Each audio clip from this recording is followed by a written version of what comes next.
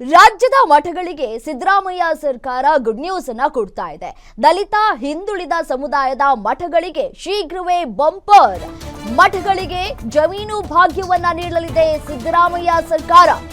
Cabinet ಸಭೆಯಲ್ಲಿ ಮಠಗಳಿಗೆ ಜಮೀನು ಕೊಡೋದ್ರ ಬಗ್ಗೆ ಚರ್ಚೆಗಳಾಗ್ತಾ ಇದೆ. ರಾಜ್ಯದ 22 ಮಠಗಳಿಗೆ ಸಿಗಲಿಕ್ಕಿದೆ ಜಮೀನು ಭಾಗ್ಯ. ಬೆಂಗಳೂರಿನ ದಾಸನಪುರ ಹೋಬಳಿಯಲ್ಲಿ ಜಮೀನು ಕೊಡೋ ಬಗ್ಗೆ ಚರ್ಚೆಗಳು ಆಗ್ತಾ ಇದೆ. ರಾವತ್ನಹಳ್ಳಿಯ ಸರ್ವೆ ನಂಬರ್ 57, 58ರಲ್ಲಿ ಜಮೀನು ಕೊಡುವಂತಹ ಸಾಧ್ಯತೆ ದಟ್ಟವಾಗಿದೆ. ಹಿಂದುಳಿದ ದಲಿತ ಸಮುದಾಯಗಳ ಮಠಗಳಿಗೆ ಜಮೀನು ಮಂಜೂರು ಮಾಡುವಂತಹ ಸಾಧ್ಯತೆಗಳು ದಟ್ಟವಾಗಿದೆ.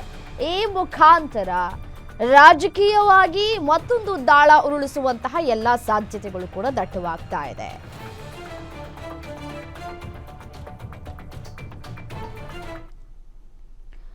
ಇದೇ ವಿಚಾರಕ್ಕೆ ಸಂಬಂಧಪಟ್ಟಂತೆ ಮತ್ತಷ್ಟು ಡೀಟೇಲ್ಸ್ ಕೊಡ್ತಾ ಹೋಗ್ತಾರೆ Maruti Pavagada, political bureau head, ದೂರವಾಣಿ ಸಂಪರ್ಕದಲ್ಲಿದ್ದಾರೆ.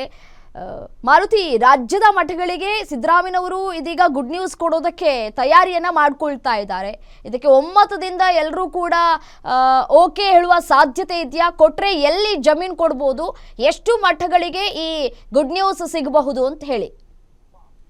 ರಮ್ಯ, ಬಹಳಷ್ಟು ದಿನಗಳಿಂದ ರಾಜ್ಯ ಸರ್ಕಾರಕ್ಕೆ ಹಲವು ಮಠಗಳು ಜಮೀನು ಕೊಡಿ ಅನ್ನುವಂತ ಒಂದು ಮನವಿಯನ್ನ ಇಟ್ಟಿದ್ರು. ಕಳೆದ 2-3 ವರ್ಷಗಳಿಂದಲೂ ಕೂಡ ಈ ಚರ್ಚೆ ಇದ್ದೇ ಇತ್ತು. ಹೀಗಾಗಿ ಇವತ್ತಿನ ಅಧಿಕೃತವಾಗಿ ಸಿದ್ದರಾಮಯ್ಯ ಅವರ ನೇತೃತ್ವದಲ್ಲಿ ನಡೀತಾ ಇರುವಂತಹ ಕ್ಯಾಬಿನೆಟ್ ಸಭೆಯಲ್ಲಿ ಅಧಿಕೃತವಾಗಿ ಈ ವಿಚಾರವನ್ನ ಕ್ಯಾಬಿನೆಟ್ ಸಭೆ ಕೈಗೆತ್ತಿಕೊಂಡಿದೆ. ಈಗಷ್ಟೇ ಸಿಕ್ಕಂತಹ ಮಾಹಿತಿಯ ಪ್ರಕಾರ ಸುಮಾರು 29 ಮಠಗಳಿಗೆ, ರಾಜ್ಯಾದ್ಯಂತ ಇರುವಂತಹ ಹಿಂದುಳಿದ ಮತ್ತೆ ದಲಿತ ಮಠಗಳಿಗೆ ಜಮೀನು ಕೊಡಬೇಕು ಅನ್ನುವಂತ ಒಂದು ನಿರ್ಧಾರಕ್ಕೆ ಬಂದಂತೆ ಕಾಣಿಸ್ತಾ ಇದೆ.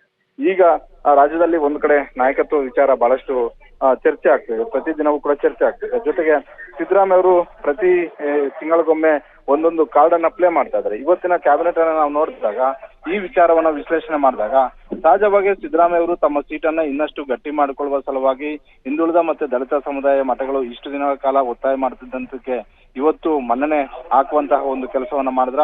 ಜೊತೆಗೆ ಮುಂದಿನ ದಿನಗಳಲ್ಲಿ ಒಂದು ವೇಳೆ ಏನಾದ್ರು ಬದಲಾವಣೆ ಕೂಗು ಮತ್ತಷ್ಟು ಜಾಸ್ತಿ ಆದಂತ ಒಂದು ಸಂದರ್ಭದಲ್ಲಿ ಈ ಸಮುದಾಯಗಳು ನನ್ನ ಪರ ಇರಬೇಕು ಅನ್ನುವಂತ ಒಂದು ಸಂದೇಶ ರವಾನೆ ಮಾಡುವಂತ ಒಂದು ನಿಟ್ಟಿನಲ್ಲಿ ಇವತ್ತಿನ ನಿರ್ಣಯ ಆಗುತ್ತಾ ಅನ್ನುವಂಥದ್ದನ್ನ ಕಾದ್ ನೋಡ್ಬೇಕಾಗಿದೆ. ಒಟ್ಟಾರೆ ಸಿದ್ದರಾಮಯ್ಯ ಅವರು ಪ್ರತಿ ಬಾರಿಯೂ ಕೂಡ ಹೇಳ್ಕೊಂಡೇ ಬರ್ತಾ ಇದ್ರು, ಅಹಿಂದದಿಂದಲೇ ನಾನು ಎರಡೆರಡು ಬಾರಿ ಮುಖ್ಯಮಂತ್ರಿ ಆಗೋದಕ್ಕೂ ಕೂಡ ಕಾರಣ ಆಯ್ತು ಅನ್ನುವಂಥದ್ದನ್ನ, ಅದನ್ನ ಹಲವು ತಿಂಗಳುಗಳಿಂದ ಏನು ಈ ಮನವಿ ಇತ್ತು, ಈ ಮನವಿಯನ್ನ ಇವತ್ತು ಪುರಸ್ಕಾರ ಮಾಡೋದಕ್ಕೆ ಕ್ಯಾಬಿನೆಟ್ ಸಭೆಯಲ್ಲಿ ಮುಂದಾಗಿದೆ ಅನ್ನುವಂತ ಒಂದು ಮಾಹಿತಿ ಸಿಕ್ಕಿರೋದ್ರಿಂದ ಬಹುತೇಕ 29 ಮಠಗಳಿಗೆ ಬೆಂಗಳೂರಿನ ಉತ್ತರ ಜಿಲ್ಲೆಯಲ್ಲಿರುವಂತಹ ದಾಸನಪುರ ಹೋಬಳಿಯಲ್ಲಿರುವಂತಹ ಜಮೀನನ್ನ ಕೊಡಬೇಕು ಅನ್ನುವಂತ ಒಂದು ಚರ್ಚೆ ಆರಂಭ ಆಗಿದೆ. ಇದು ಕೊಟ್ಟಿದ್ದೆ ಆದ್ರೆ ಸಹಜವಾಗಿ 29 ಮಠಗಳ ಶಕ್ತಿ ಸಹಜವಾಗಿ ಸಿದ್ದರಾಮಯ್ಯ ಅವರಿಗೆ ಬರೋದ್ರಲ್ಲಿ ಯಾವುದೇ ಅನುಮಾನವೂ ಕೂಡ ಇಲ್ಲ.